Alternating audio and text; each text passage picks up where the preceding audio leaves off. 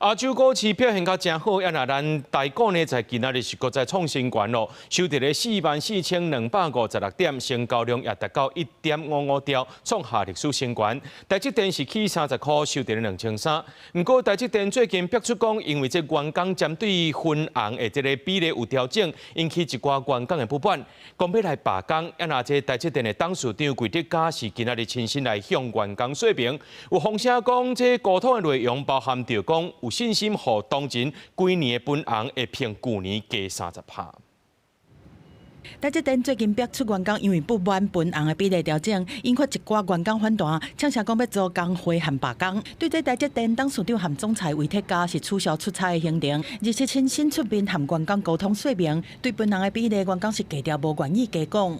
不知道，我是新人。根據了解，溝通會頂懸魏鐵嘉放出信息，強調台積公司盈餘的分配是以當前股東和社會三大方面。今年若是當前績效的考核和去年同款，有信心當前全年的分紅同款會有加強的成長，會增加超過去年的分紅幅度有30%。傳出魏鐵嘉甚至是鼓勵員工摕分紅加去買因家己的股票。雖然內部出現不滿的聲音，台積電的股價在27同款是持續走懸，收在2300塊。台股收盤是衝出44256史上的新高點，起731點。另外，在成交量的部分有1.55兆。